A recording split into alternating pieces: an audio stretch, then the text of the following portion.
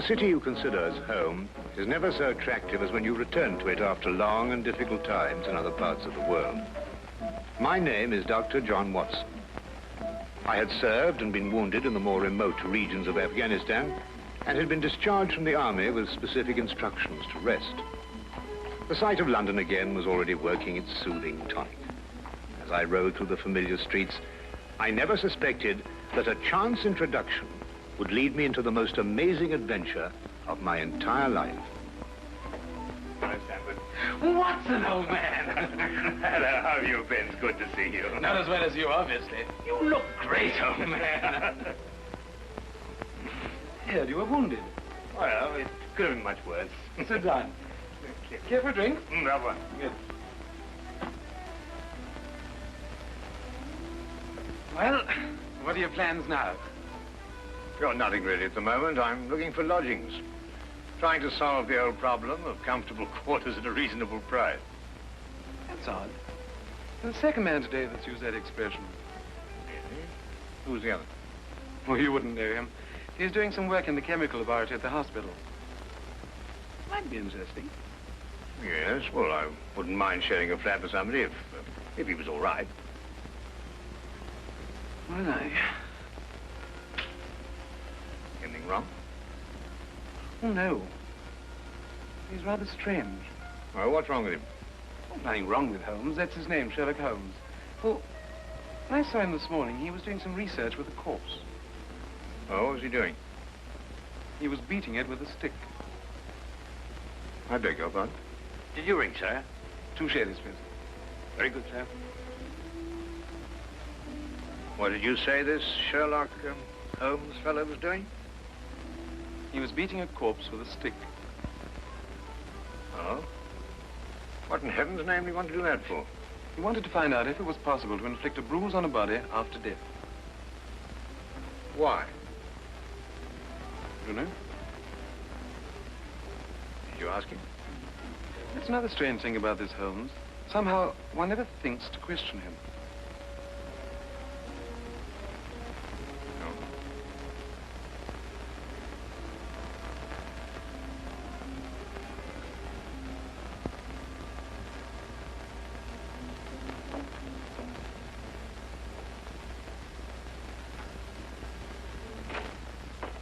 It works. It really works.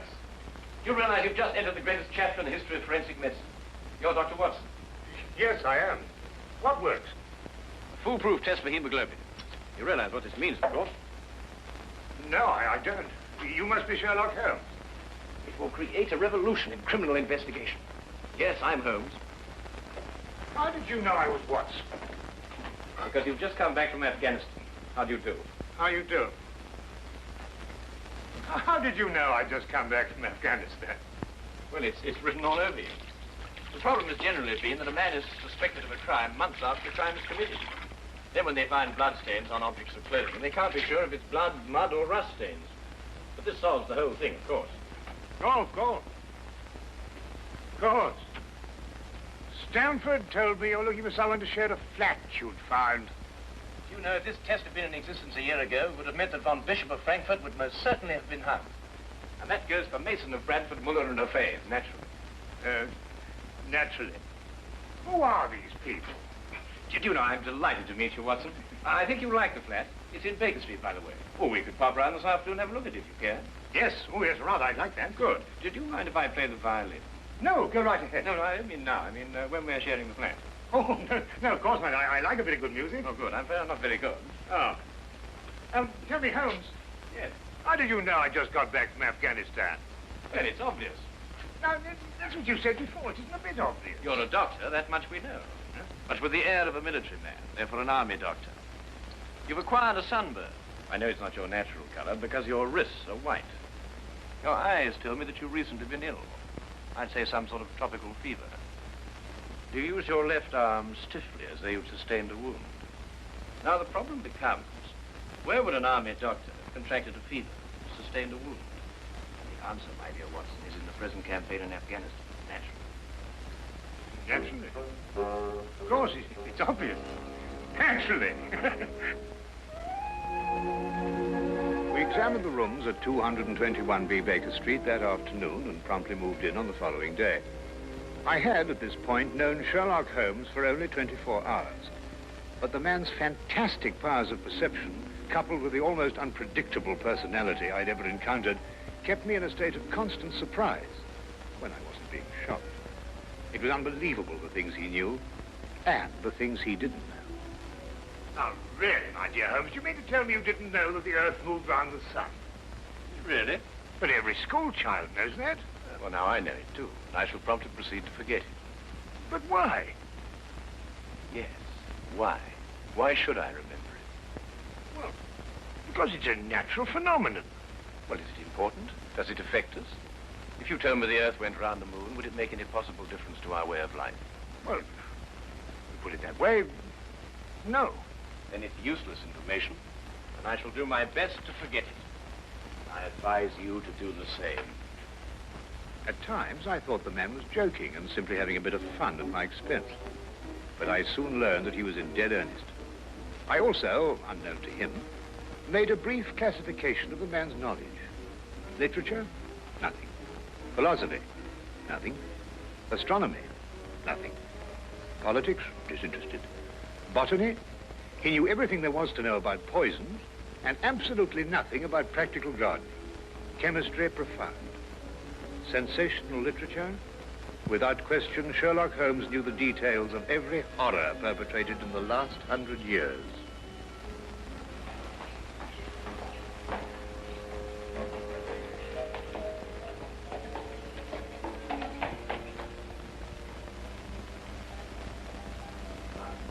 I believe we have a visitor. Really? Who's coming here? I believe so. I would also say he's a retired sergeant of Marines. Oh, you know the man? I've never clapped eyes on him before in my life. Well, in that case, that's one of the wildest statements I ever heard. How can you possibly guess he's a retired sergeant of Marines? You've never seen him. A guess, my dear Watson. A calculated deduction. Yes, he is coming up here. Do you mind if I ask him his profession? Oh, by all means. Now, where did I put my violin case? Hmm? Oh, it's over here. There you are. Ah, my old friend. Come in. Excuse me, gentlemen. I have a message here from Mr. Sherlock Holmes. Thank you.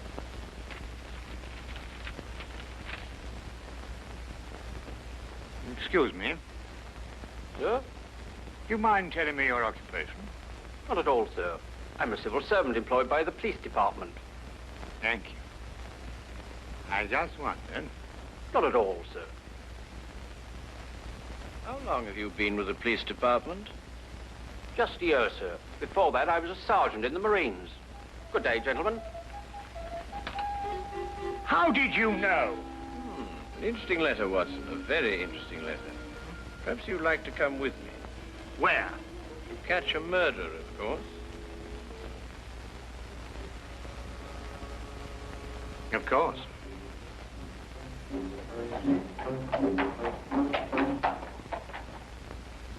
How did you know that that man was an ex-sergeant of Marines?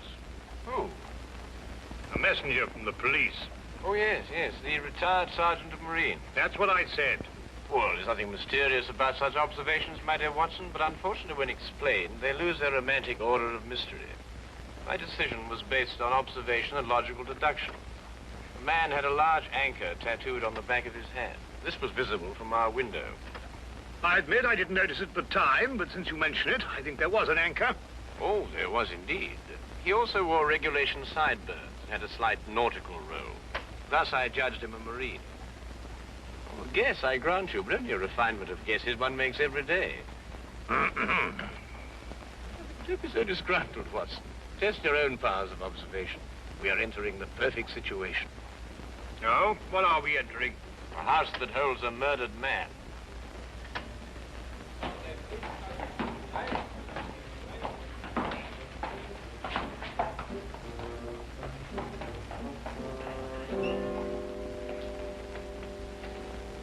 Is Inspector Lestrade inside?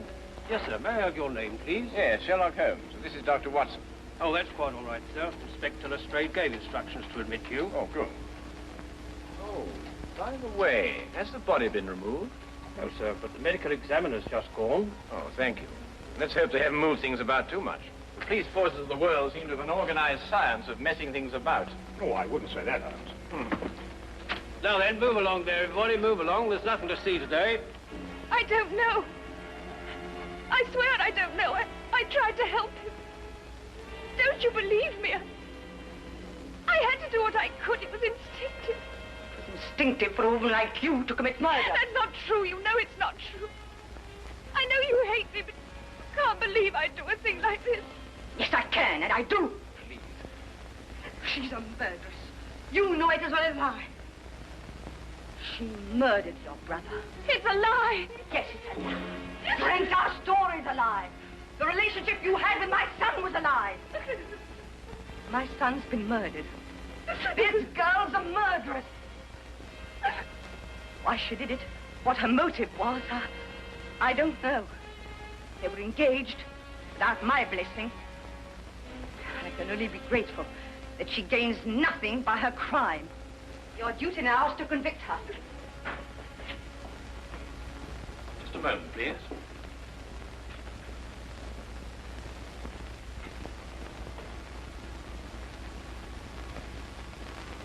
Notice the angle of incision, Watson. Yes. Well, the force of the blow and the general penetration of the upper region of the chest. How long would you estimate before loss of consciousness? Well, it's difficult to say. 30 seconds. Minutes? Oh, between the two. I see. And death? Shortly thereafter. 2 minutes? 3? 3 or 4, I'd say. Thank you, Watson. All right, take him out. Ah, forgive the interruption. I would prefer to have been invited before the body had been moved. I thought you'd be interested, Holmes. Oh, thank you, Lestrade. Well, may I introduce my friend, Dr. Watson, Inspector Lestrade of Scotland Yard? How do you do? How do you know? So you're completely stuck, eh, Lestrade? What do you mean? Well, you thought I'd be interested. Why don't you admit it? You're in a jam. Magnificent cabinet work, don't you think? What you say isn't exactly true, Holmes. I've done you a favor. This is an interesting case. Of course, there are 1 or 2 unexplained details, but I don't believe it'll be long before we're What's clear. your principal problem? There's no motive. I found this girl with a knife in her hand. My brother lying dead on the floor. I found Peter on the floor. I tried to help By stabbing him? by removing the knife. Anybody would have done the same thing. I love him. Oh, my dear young lady, there's no cause for you to alarm yourself. No one's accusing you of, well, of what happened. This would be a clear-cut case if only she had a reason for murdering him. There happened to be a policeman outside the house during the murder, and he said that no one came in except her. Well, what about the others? Who benefits by her death? Well, no one. The estate was left in such a way that if he died before he married, everything went to charity. My dear Inspector Lestrade, he didn't die before he married. This young lady and the man whose body was carried out of here had been married for at least a week. In the event of his death, I imagine everything passes to her.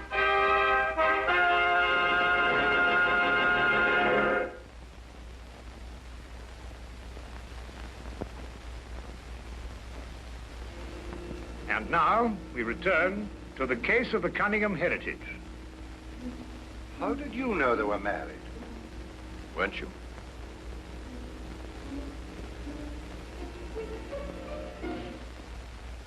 Yes, a week ago. Then you do benefit by my brother's death. You're his heir. I don't know if I am or not. I only know I didn't kill him. I swear I didn't. Where were you married? We went down to Brighton last weekend. Well, why didn't Peter say anything about it? I don't know. He asked me not to say anything, so of course I didn't. I'm afraid, young lady, I'll have to ask you to accompany me to headquarters. Sam.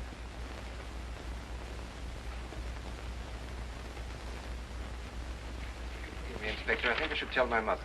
Oh, yes, of course. Tell me, Holmes, how did you know they were married?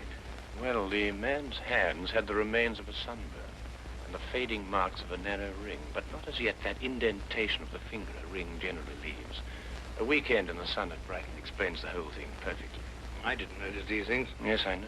The young lady's hands were also sunburned, and to the same degree. Then the case is solved. Yes, it would appear so, wouldn't it? What are you looking for? Now, do you see that? What? Here, use this. Why, that's only the cut in the carpet. Yes, but it's a fresh one. Yes, but what does it mean? That's a good question.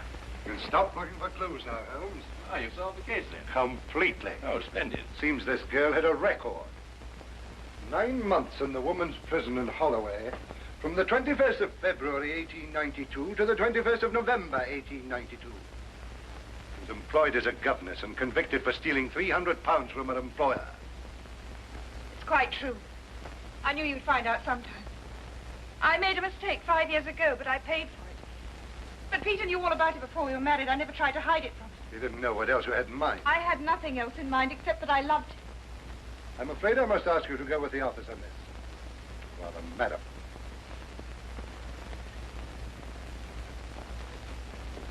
Well, that's how I like my cases. Fast and simple. Oh, you must tell me some more about it. Well, there's nothing to tell, really.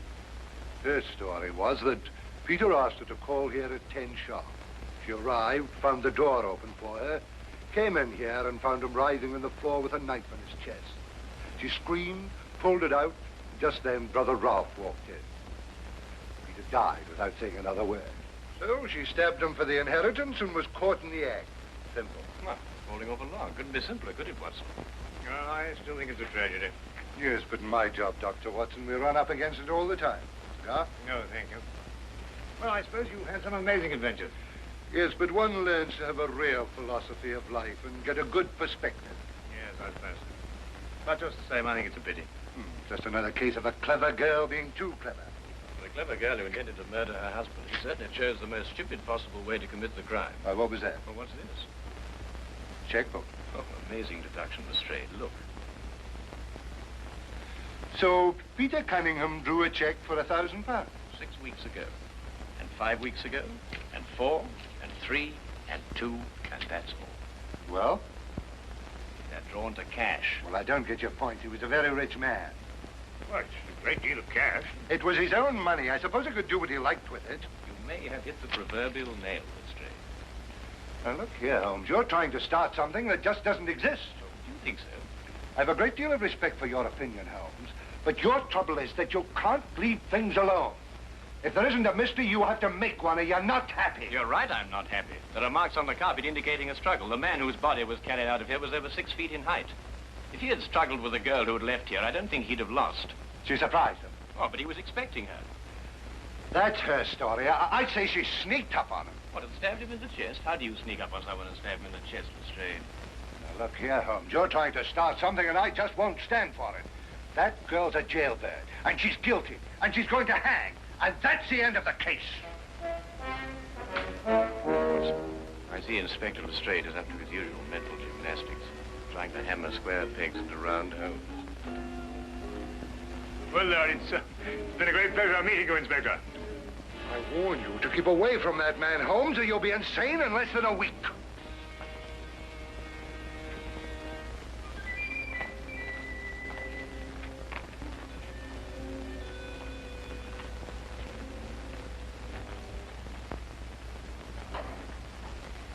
What time is it?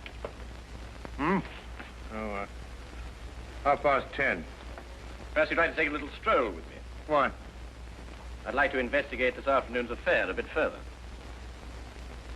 Oh, yes. I'd like that.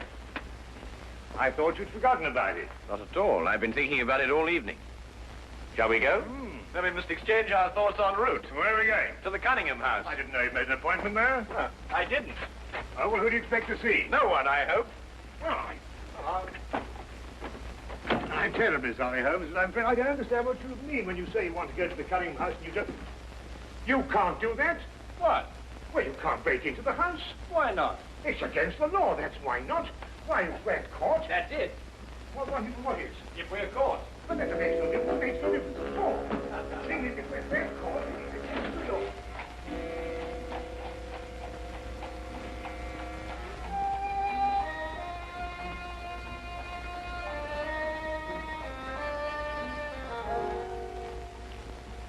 quickly now. But look, Holmes, we can't... Shh. Come on.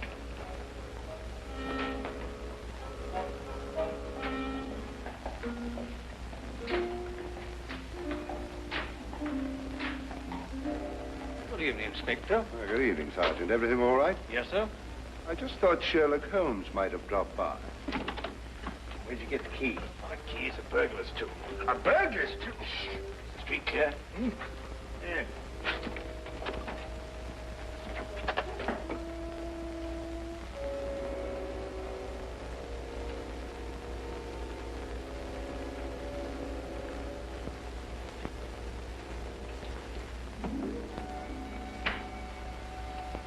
How do you know he's out? Because I had a spy watching the house. Go through that cabinet. What am I looking for? Oh, papers, bank statements, anything to indicate passage of money from Peter Cunningham's account. Go on.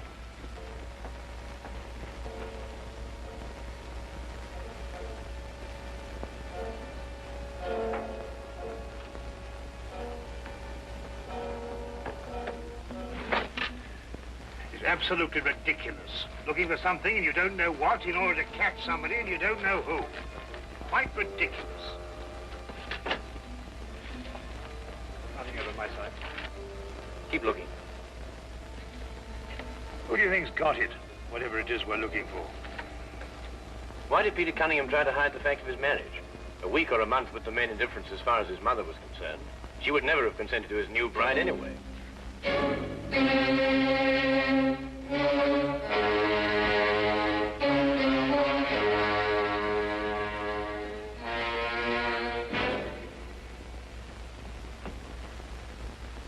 He married her to prove to me that my blackmail wouldn't stop him.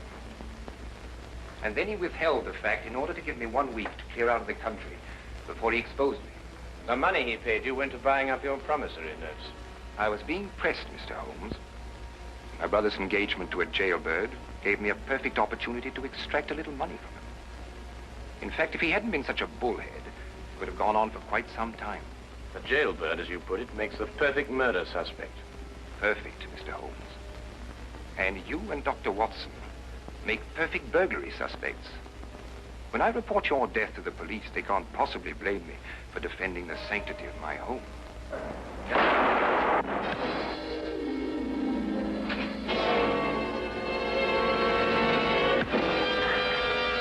Well done, Watson. Oh, I could have done a bit better, only it was my bad shoulder. Quite all right, Watson. Think no more about it. So that's our murderer. Yes, the only possible one, of course. Only a man could have struck that blow.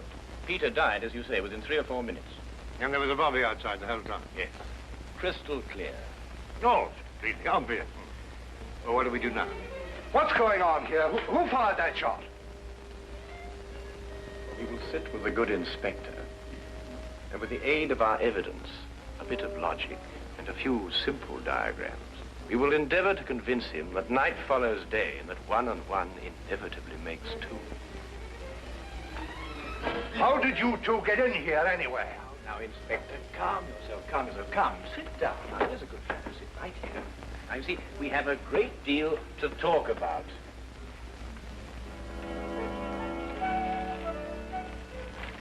Also present with Inspector Lestrade was Dr. John Watson and a personal friend of the inspector's, Mr. Sherlock Holmes. This is ridiculous. It's fantastic. This isn't the way it happened at all. This will revolutionize investigation, Watson. This whole account is a lie. Fingerprints, Watson. That's the coming thing. Oh, nonsense. What are you going to do about this? A bit more research. Here, give me your fingers on this sheet of paper. Oh,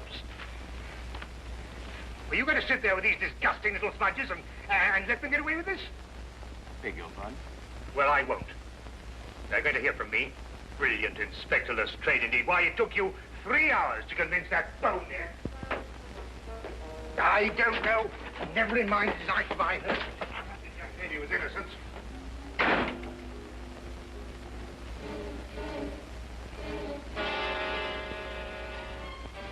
Oh. I wonder if he got more than a shoulder wound in Afghanistan. Oh, well.